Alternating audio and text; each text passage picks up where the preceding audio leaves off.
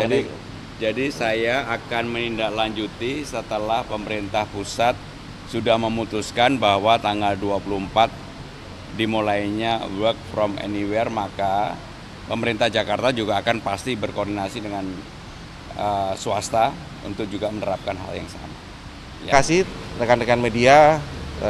Kita pagi ini saya khususnya dari Kementerian Perhubungan menyampaikan terima kasih karena Pak Gubernur Daerah Khusus Jakarta berkenan untuk menerima kami.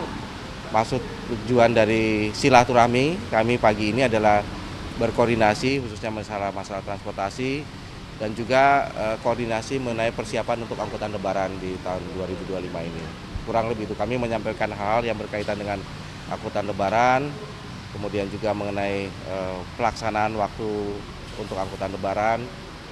Jadi dan kami mendapatkan dukungan penuh dari Bapak Gubernur. Alhamdulillah, terima kasih Pak Gubernur, karena Jakarta merupakan daerah di mana para pemudik berasal paling cukup besar, sehingga harapan kami apabila kami melakukan sinergi dan kolaborasi itu kita bisa dengan baik bisa melaksanakan penyelenggaraan angkutan lebaran 2025. Demikian. Terima kasih. Ya, yang pertama saya menerima Pak Menteri Perhubungan. Ini adalah tamu saya yang pertama kali setelah dilantik oleh Bapak Presiden, dan kami berdiskusi secara dalam. Bapak Menteri Perhubungan menyampaikan banyak hal.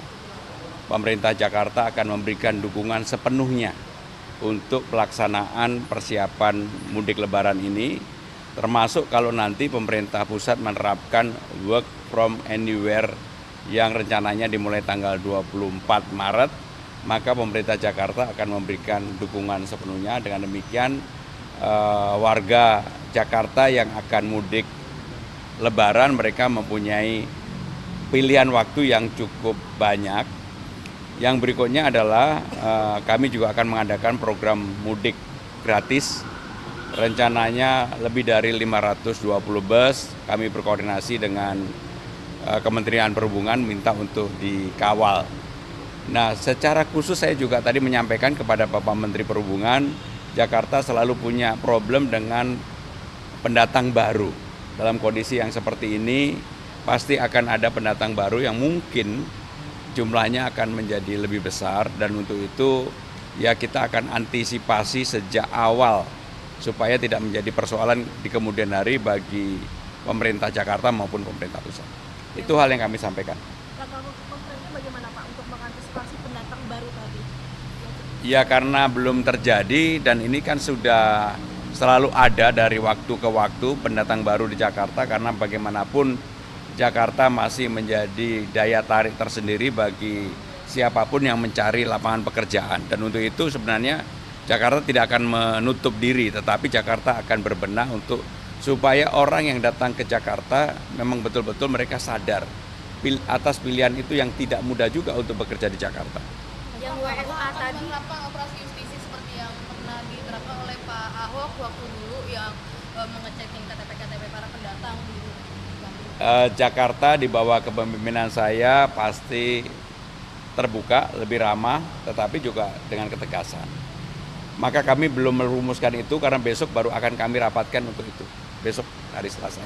Pak Pram, tadi soal WFA sendiri itu kan juga instruksi Pak Presiden. Apakah nantinya akan ada surat khusus kepada perusahaan swasta atau instruksi khusus untuk meliburkan untuk menerapkan WFA lebih cepat? Pak Menhu dulu baru saya jawab. Karena kan beliau yang buat keputusan dulu. Jadi kami sudah menyampaikan kepada Kementerian Kementerian Pan-RB, kemudian juga Kementerian BUMN, dan Kementerian Tenaga Kerja. Dari Kementerian Pan-RB, alhamdulillah kami juga mendapatkan support. Mungkin nanti akan dalam waktu dekat akan dikeluarkan surat khusus ya. Kemudian Kementerian BUMN juga akan juga melakukan hal yang sama. Memang jumlahnya yang menyumbang banyak pemudik adalah ASN dan juga BUMN. Untuk swasta ini adalah sifatnya kami himbauan kepada perusahaan-perusahaan swasta melalui Kemenaker.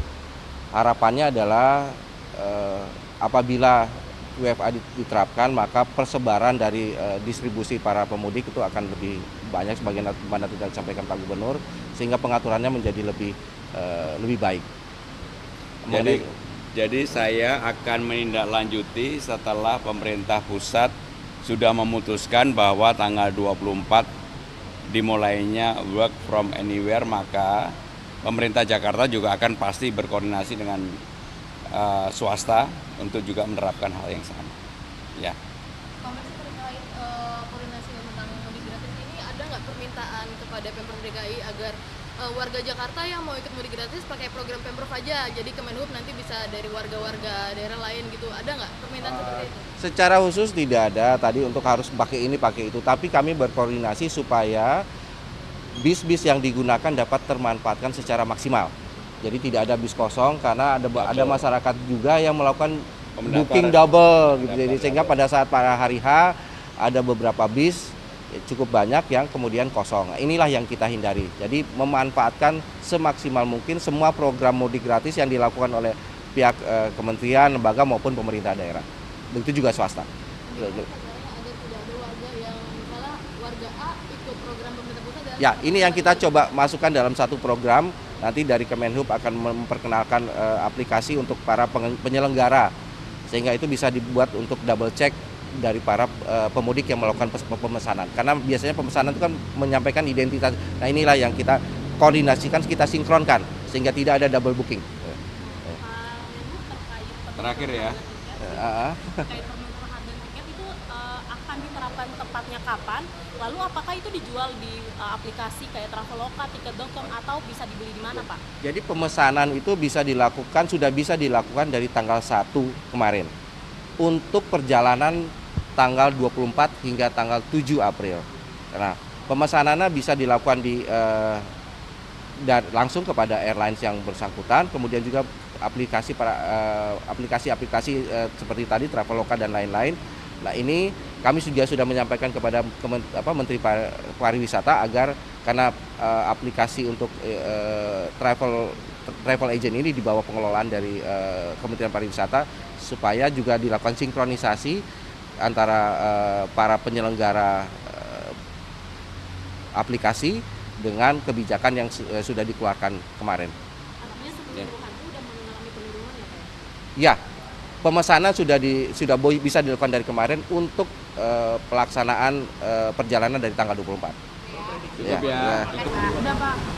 Hari ini saya menerima Pak Ketua Umum PSSI dan juga Sekjen Perbasi.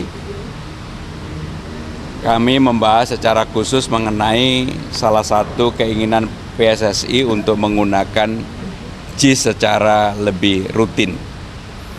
Untuk itu maka harus dilakukan beberapa pembenahan perbaikan infrastruktur transportasi agar lebih mudah sampai dengan di JIS. Dan kebetulan saya tadi juga menerima Menteri Perhubungan. Kami sudah berdiskusi dengan Pak Menteri salah satu hal tentang JIS. Dan kebetulan juga saya nggak menyangka Pak Erik sahabat saya ini, saya pikir datang mau ngasih bantuan BUMN-nya, ternyata urusannya adalah PSSI.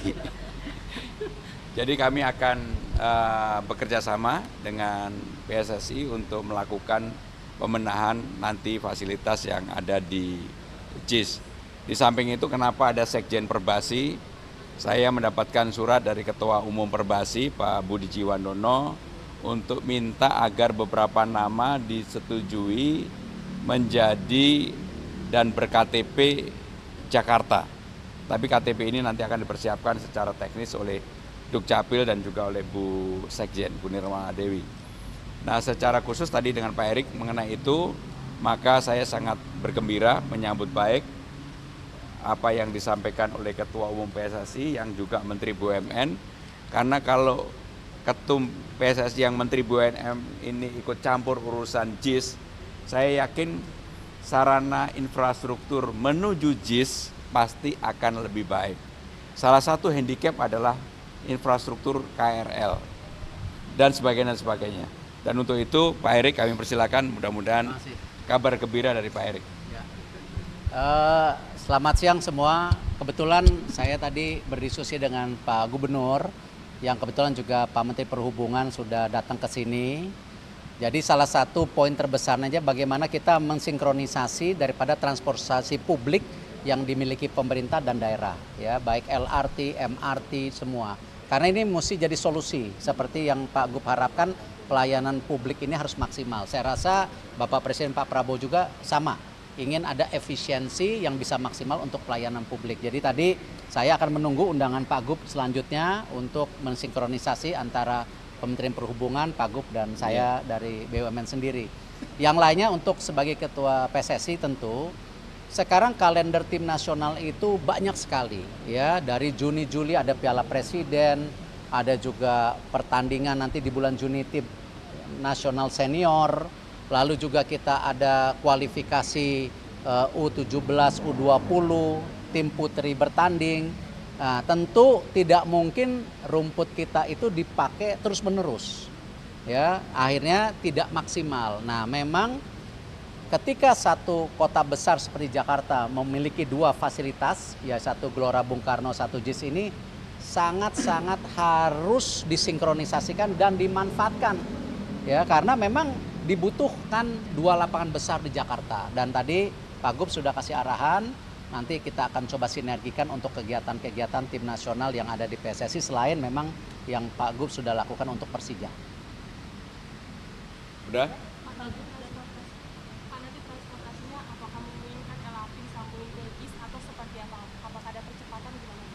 Jadi ini ke Menteri BUMN atau Gubernur Jakarta? Gubernur Jakarta. Oh. Jadi intinya selalu keluhan kalau orang datang ke JIS itu transportasinya yang belum berjalan dengan baik. Yang kedua, parkir mobil yang masih menjadi hambatan. Maka selain memperbaiki sarana infrastruktur transportasi, kami juga memikirkan karena JIS ini kan tidak terlalu jauh dari Ancol. Ancol itu mempunyai tempat parkir yang sangat-sangat mencukupi. Sehingga kalau kemudian misalnya ada konser, ada pertandingan sepak bola, kalau terkoneksi dengan baik dengan Ancol, maka Ancol bisa menjadi fasilitas untuk parking area dan nanti ada shuttle bus dan sebagainya. Kalau kita mau maju, itulah yang harus dipikirkan untuk jangka menengah dan panjang. Sebab nggak mungkin kalau hanya seperti sekarang. Maka sesuai dengan apa yang saya sampaikan berulang kali, JIS akan kita maksimalkan untuk dimanfaatkan untuk kepentingan publik supaya lebih baik. Pak, JIS-nya nanti untuk timnas senior atau gimana Pak? Tergantung nanti kondisi daripada persiapan GBK dan JIS dan kalendernya. Kan itu tadi saya kalendernya kan cukup kompleks. Kalau misalnya nanti ada Piala Presiden, kita rencana mengundang 4 tim dari luar negeri, sama 1 mungkin juara liga atau Persija atau juga 1 tim nasional, ya mau tidak mau harus punya 2 lapangan. Apalagi kalau klub-klub dari Eropa yang datang, ya memang kan kondisi rumputnya harus benar-benar maksimal. Nah ini yang kita tidak mau sampai ada cedera, ada beberapa pemain juga nanti cedera, akhirnya kita yang jadi masalah. Standar internasional ini yang kita harus jaga. Gitu. Di tahun-tahun sebelumnya itu kan yang cukup memberatkan adalah karena JIS itu harus disewa oleh Persija 800 hingga 1 miliar. Nah untuk saat ini Bapak kan udah terbuka ya JIS bisa dipakai sebagai tanah Persija juga. Nanti sistem bayarannya itu apakah ditanggung oleh Pemprov atau akan seperti apa Pak sistemnya? Ya detailnya pasti akan diambil solusinya. Tapi intinya bahwa sekarang ini JIS telah bekerja sama dengan Persija kan. Nanti dengan PSSI pasti akan kita buat mudah. Jadi secara prinsip, secara bisnis pasti nggak boleh ada yang dirugikan. Pak Pramono, izinkan sempat ada wacana lahan ITF Sunter yang di samping halte Transjakarta JIS itu akan dijadikan lahan parkir untuk JIS juga. Nah itu kira-kira gimana sekarang? Apakah mau digodok? Pokoknya intinya saya akan mencari solusi problem parkir yang ada di JIS supaya tidak seperti sekarang. Ketika kemarin Maroon 5, Bruno Mars main maupun Dewa dulu, karena Dewa saya ngalami sendiri jalan kaki hampir 2 jam lebih. Itu nggak boleh terjadi.